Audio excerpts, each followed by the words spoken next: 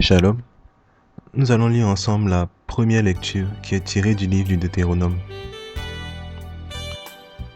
Moïse disait au peuple, « Maintenant, Israël, écoute les décrets et les ordonnances que je vous enseigne pour que vous les mettiez en pratique.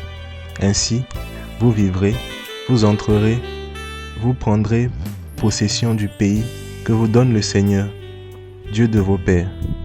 Voyez, je vous enseigne les décrets et les ordonnances que le Seigneur mon Dieu m'a donnés pour vous, afin que vous les mettiez en pratique dans le pays où vous allez entrer pour en prendre possession. Vous les garderez, vous les mettrez en pratique. Ils seront votre sagesse et votre intelligence aux yeux de tous les peuples. Quand ceux-ci entendront parler de tous ces décrets, ils s'écrieront. Il n'y a pas un peuple sage et intelligent comme cette grande nation. Quelle est en effet la grande nation dont les dieux soient aussi proches que le Seigneur notre Dieu est proche de nous, chaque fois que nous l'invoquons?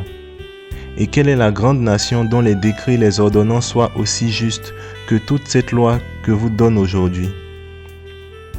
Mais prends garde à toi. Garde-toi de jamais oublier ce que tes yeux ont vu. Ne laisse pas sortir de ton cœur un seul jour. Enseigne-le à tes fils et aux fils de tes fils.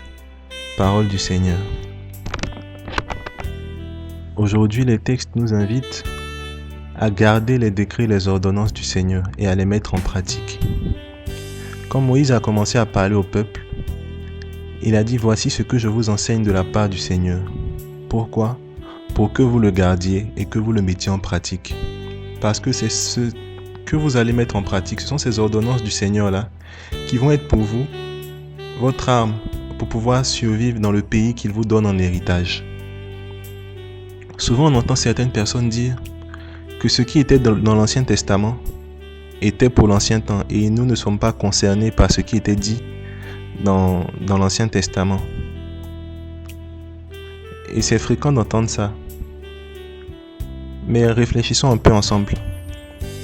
Le Seigneur est en train de parler à son peuple, à qui il a dit « Je vais vous conduire vers un pays où coule le lait et le miel, pour que vous en preniez possession. » Quand on regarde de nos vies aujourd'hui, est-ce que ce genre de promesse, est-ce que cette promesse-là, d'aller vers une terre promise, une terre où coule le lait et le miel n'est pas d'actualité pour nous?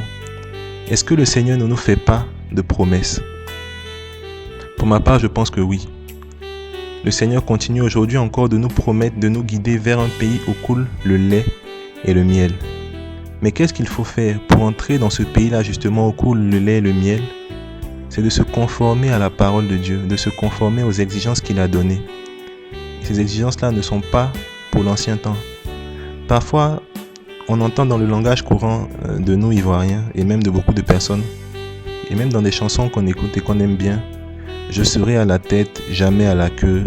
Je serai toujours à la tête, jamais à la queue. » C'est une phrase du chapitre 28 du livre du Deutéronome que les gens aiment bien. Moi aussi j'aime bien, j'avoue.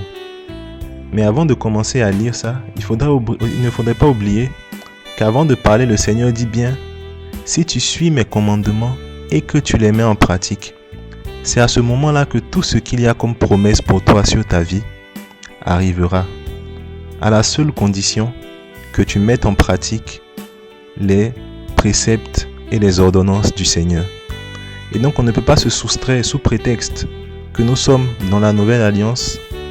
On ne peut pas se soustraire de ces exigences-là du Seigneur parce que c'est une continuité.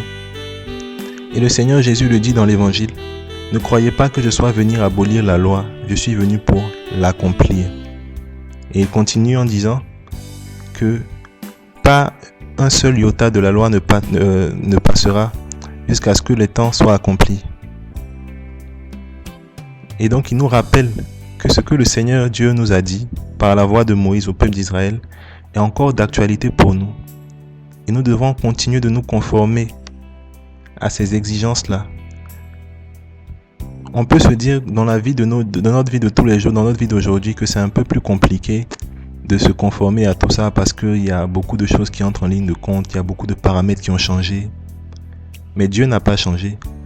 C'est lui qui a donné la force à son peuple de se conformer à cela. C'est lui aussi aujourd'hui par l'Esprit Saint qui te donne la force de pouvoir te conformer à ces exigences-là. Parce que si tu te dis fils de Dieu, tu dois te dire également que tu as des obligations. Et ces obligations-là, la première, c'est de respecter et d'obéir à la parole de Dieu avec la force de l'Esprit Saint. Et donc aujourd'hui, nous allons prier ensemble pour que le Seigneur nous donne la force, malgré tout, de pouvoir nous concentrer et de nous accrocher à sa parole. Que cette parole-là ne quitte pas notre cœur, parce que c'est notre âme pour la vie que nous menons aujourd'hui, pour la terre que le Seigneur nous promet, pour les promesses du Seigneur sur nos vies. C'est notre âme, ce sont ces exigences-là. En les gardant dans notre cœur, nous pouvons être sûrs d'une chose, c'est que nous allons arriver à cette terre qu'il nous a promise là. Nous prions. Éternel mon Dieu, je sais que tu m'aimes et que tu as un projet de bonheur pour moi. Tu me tires de mon Égypte pour aller vers cette terre où coule le lait et le miel. Seigneur mon Dieu, toi qui me connais, donne-moi la grâce et la force de marcher sur le chemin que tu as tracé à la lumière de ta parole et que jamais cette parole-là ne sorte de mon cœur, comme tu me le dis dans ce texte que tu me permets de partager aujourd'hui. Amen.